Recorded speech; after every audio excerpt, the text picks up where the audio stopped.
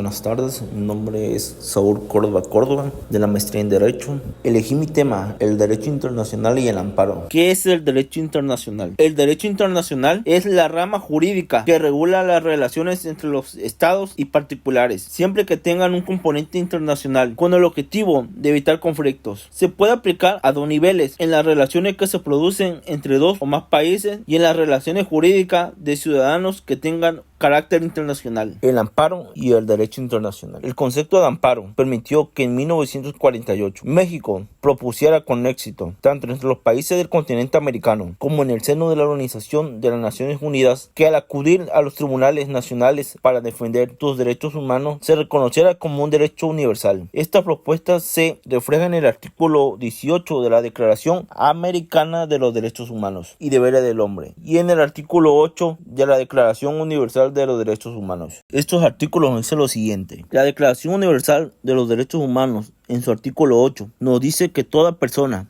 tiene derecho a un recurso efectivo ante los tribunales nacionales, competente que la ampare contra actos que violenten sus derechos fundamentales, reconocidos por la Constitución o por la ley. En la Declaración Americana de los Derechos y Deberes del Hombre, en el artículo 18, nos menciona que toda persona puede ocurrir a los tribunales para hacer valer sus derechos. Asimismo, debe disponer de un procedimiento sencillo y breve por el cual la justicia lo ampare contra actos de la autoridad que violen en perjuicio suyo algunos de sus derechos fundamentales consagrados constitucionalmente. Definición del juicio de amparo.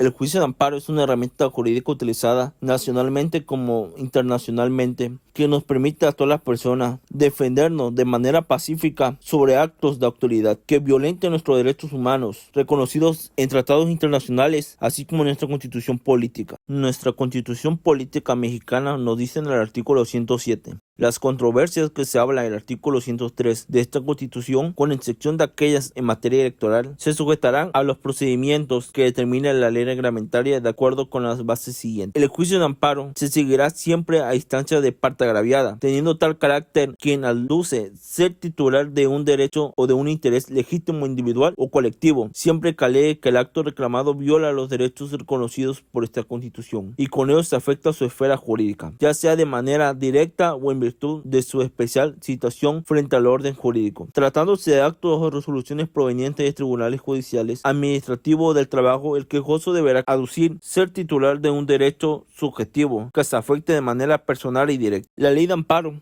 en el artículo 1, nos dice que el amparo protege a las personas frente a normas generales, actos o omisiones por parte de los poderes públicos o de particulares, en los casos señalados en la presente ley. En el artículo 2 nos dice que el juicio de amparo se tramitará en vía directa o indirecta, se sustanciará y resolverá de acuerdo con las formas y procedimientos que establece esta ley. Impacto del derecho internacional en el juicio de amparo. Podemos encontrar la incorporación de tratados internacionales, interpretación conforme, jurisprudencia de la Suprema Corte de Justicia de la Nación. El impacto del derecho internacional en el juicio de amparo en México es significativo y se deriva principalmente de la incorporación de tratados internacionales en la legislación nacional y la interpretación de lo mismo por parte de los tribunales mexicanos. Tratados internacionales o convenciones aplicables al juicio de amparo. Podemos encontrar la Convención Americana sobre Derechos Humanos, los Pactos Internacionales de Derechos Civiles y Políticos, Convención contra la Tortura y otros tratados o penas crueles, inhumanos